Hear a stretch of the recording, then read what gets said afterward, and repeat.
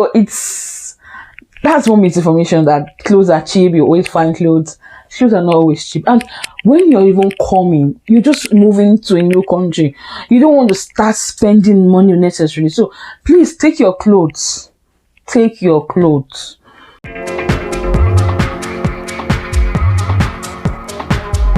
Hello and welcome back to my channel. I am Adaoma Onwukaeme, and if you are a first-time subscriber, thank you for stopping by, and don't forget to like and subscribe to this YouTube channel.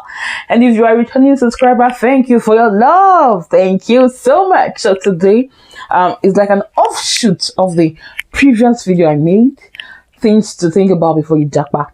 So if you haven't watched it, please go and watch it. So today's like I'm going to talk about like the lies or the I won't call them lies. That means information people tell you before you leave, before you travel, before you move abroad. But now I'm making this video because many people will still fall prey to this misinformation. So for those who will hear, who will listen, who will take heed and use it, good for you. Okay, so one misinformation people tell you that clothes are cheap in abroad. Don't take clothes. They are cheap clothes, my dear. I fell for it. They are clothes, and I did not come with adequate clothes. And I now came to South Korea, where they are slim, and me, I'm plus size, so I couldn't find even undies, simple as undies, like bra. But that's one misinformation, that clothes are cheap. You always find clothes. Clothes are not always cheap. And when you're even coming, you're just moving to a new country. You don't want to start spending money unnecessarily. So please take your clothes. Take your clothes. Take your clothes. Should I shout it? Take your clothes.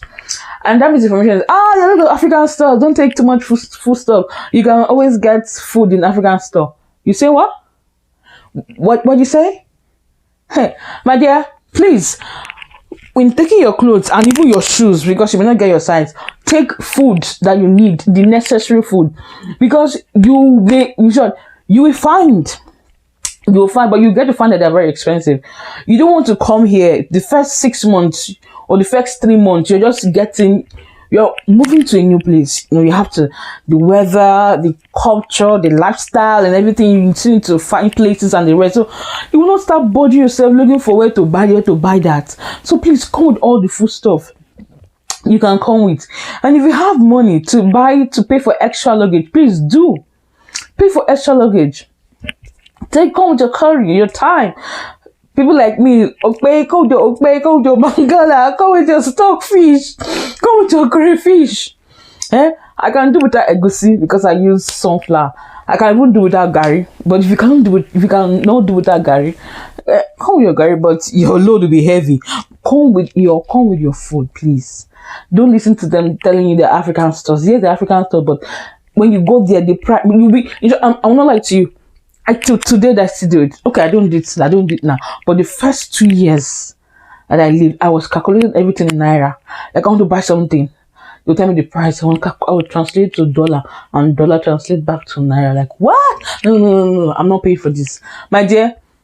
Hunger go catch you because you have to pay for it. So please, come with your food stuff. For some people, like, hey, I cannot buy okrika. Hey, I can't buy okrika. Everything is chassis. I'm sorry to tell you that in the abroad, you have to buy okrika. I think it's thrift store, right? I hope I'm correct. It's thrift store. So for people who feel like everything I wear is brand new, I can't buy okrika. God bless you, have the money. But to be honest with you, most of my clothes, because I'm in the plus size, I can count the number of clothes I have really bought here. Most of my clothes, we get them through exchange. There's something called swap. So I buy a clothes, or I have some clothes that I don't wear, and then we all come together as a community, and then we swap clothes.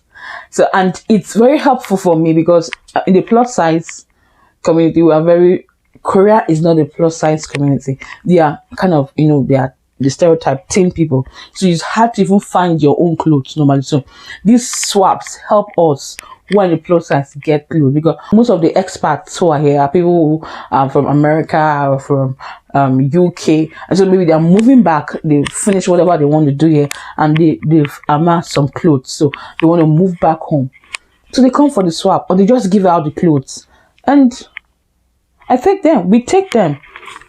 Most of us or another thing we do is that, like, I could have some clothes that I've not worn, and so I could pack them in a box. They call them, it's a mystery box. So we move it, you pay 5,000 and you take everything in the box, you know.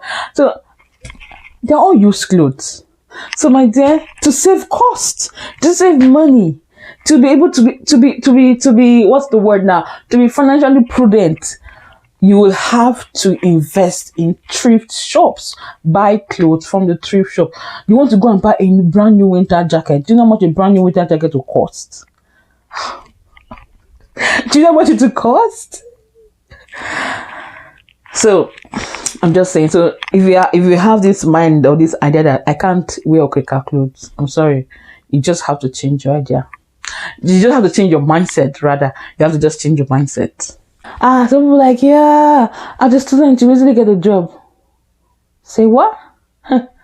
It's not true. All these are misinformation. And another misinformation, I'm going to talk about this particular one.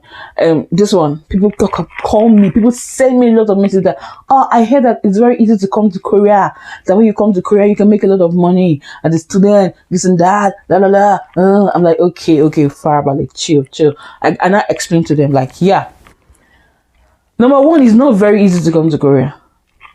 For those of you who have watched my, I don't know if, I think those videos, okay, they are on my YouTube channel, either previous or they will drop soon. I talked about visas and how to come to Korea. So the most popular way people come to Korea is through study visa, student visa. And now when you come to Korea on student visa, you are on 6-month probation first when you come. Yes, it's making money in Korea is possible, very possible. But before you make that money, before you make it, it's, you know, it's a lot of work. Before you, it's not just like you're you know, they call tax. I'm not explaining it.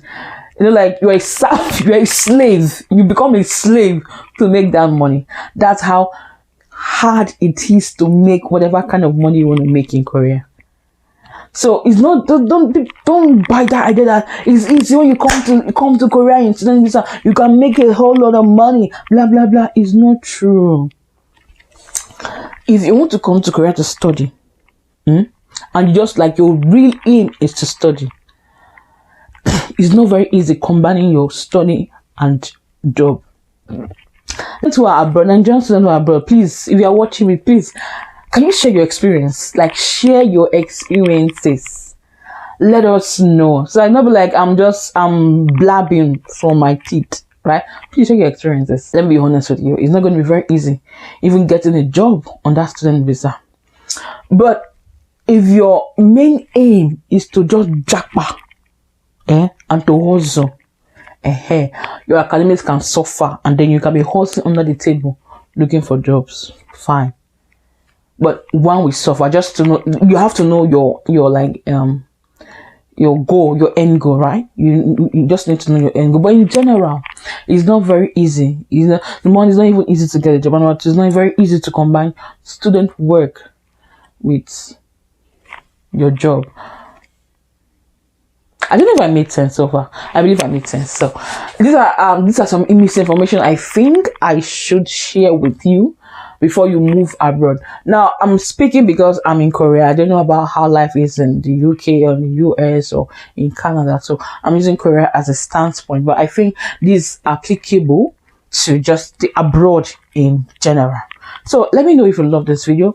And don't forget to like this video and consider subscribing to my YouTube channel till I come your way next time. Keep living intentional. And if you have the other videos you want me to talk about, please don't hesitate to write me in the comment section.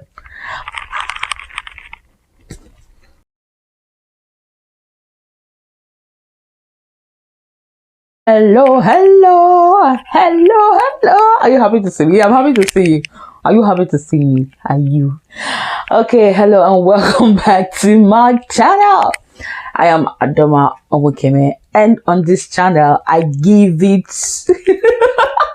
okay.